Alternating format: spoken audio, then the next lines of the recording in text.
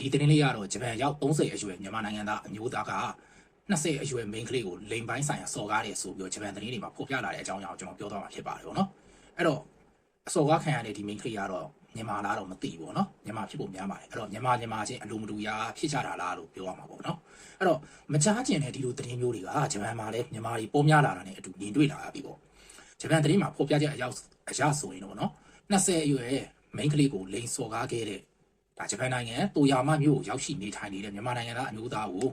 နှစ်ဦးသဘောမတူပဲလိန်ဆက်ဆံမှုတန်တရားနဲ့ဒါဂျပန်ရေးကလာဖမ်းသွားတယ်ပေါ့နော်အဲ့တော့ဖမ်းဆီးခံရသူရဲ့အလောက်ကဖော်ပြချက်အရဆိုရင်တော့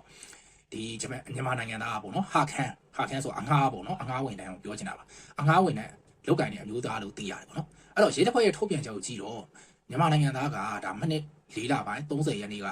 သူ့ရဲ့တိုက်ခန်းထဲမှာဒီ20အရွယ် main ကလေးကိုအတင်းအကျပ်လိန်စော်ကားပါတယ်တဲ့အဲ့တော့မြန်မာဖြစ်ဖို့ပိုများပါပြီဗောနော်သူ့ရဲ့တိုက်ခန်းကိုဒီကောင်မလေးကလာလဲတယ်ဆိုတော့အဲ့တော့ကြည့်ရတာဒီ main ကလေးကမြန်မာဖြစ်ဖို့ပိုများနိုင်တယ်ဆိုပြီးတော့ပဲသုံးသပ်ရတယ်ဗောနော် main ကလေးကနောက်ပြီးတော့ဒီနောက်ပိုင်းမှာဗောနော်ရဲတပ်ဖွဲ့ကိုသူကလာတိုင်လို့ဗောနော်လာတိုင်ကနေ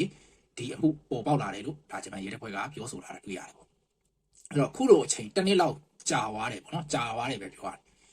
မြန်မာမျိုးသားကဘယ်လိုပြောလဲဆိုတော့သူဒီလို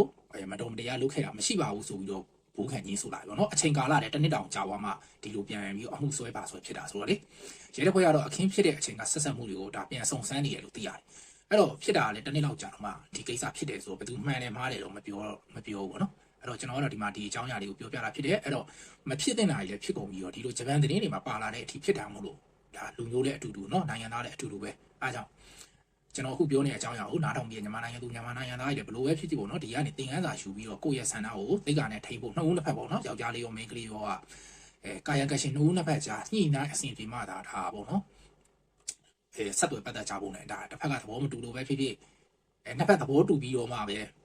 သူသဘောမတူပါဘူးဆိုပြီးတော့ဘလို့ပဲဖြစ်ဖြစ်ပေါ့နော်အမြင်ဆိုတော့နှစ်ယောက်လဲဒါဖြစ်တဲ့ကာယကရှင်နှစ်ယောက်အသိရပေါ့နော်ဘေးကဖြစ်တဲ့ကျွန်တော်တို့နေတဲ့ဝေဖန်ပိုင်ခွင့်မရှိပါဘူးဒီအကြောင်းလေးကိုပြောရင်းနဲ့ဘလို့ပဲကိစ္စပဲဖြစ်ဖြစ်ဒါအခုအခြေအနေရဆိုရင်တော့ဒါတရားဥပဒေရဆုံးဖြတ်ခံရမယ်ဘယ်သူမှန်တယ်မှားတယ်ရတော့ဒါဂျပန်ကပဲဆုံးဖြတ်သွားမှာပေါ့နော်ဂျပန်တရားနိုင်ငံတရားရုံးကဆုံးဖြတ်သွားမှာဖြစ်တယ်အဲ့တော့ဒီလိုကိစ္စလောက်နေဗျာပြောရင်လုတ်ပြအကင်ပြဖြစ်တယ်ဒါယောက်ျားလေးဆိုတော့ထောင်ချတန်းချဖြစ်မှာပေါ့လေ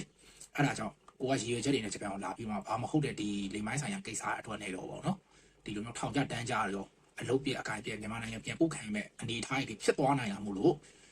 သင်ခန်းစာယူကြဖို့အနေနဲ့ပဲကျွန်တော်ဒီသတင်းကိုပြောပြတာဖြစ်ပါတယ်ကျွန်တော်ကတော့2019ရက်ဒါ Facebook မှာဆိုရင်ဟာနာဆာကရီဂျပန်ဆိုတဲ့နာမည်နဲ့ဒါဂျပန်သတင်းတွေတောက်လျှောက်ရေးလာတာဆိုမဲ့ဟီလိုနာမည်နဲ့ပေါ့နော်အခုဒီမှာ TikTok မှာဆိုရင်ကျွန်တော်ဂျပန်သတင်းတွေစပြောနေပါပြီကျွန်တော်ဒီပေါက်တက်ကရသတင်းတွေမဟုတ်မှန်သတင်းတွေလုံးဝမပြောဘူးကျွန်တော်ကိုယ်တိုင်ဂျပန်ဘာသာပြန်ပြီးတော့ဓာတ်ရိုက်ပြောတာဖြစ်တဲ့အတွက်ကြောင့်ဒါဘူးသူတို့ရမယ့်သတင်းတွေအသိပညာ latest ဖြစ်တဲ့ဒါဂျပန်သတင်းတွေကိုသိချင်တယ်ဆိုရင်ပေါ့နော်ကိုယ့်ရဲ့အချိန်ကြီးအရင်မရဖန်ပြမကုန်စီဘူးဆိုတော့ကျွန်တော်အကောင့်အောင်ဒါစောင့်ကြည့်ပေးဖို့အားပေးဖို့ကျွန်တော်ကပြောချင်ပါတယ်ကျေးဇူးတင်ပါတယ်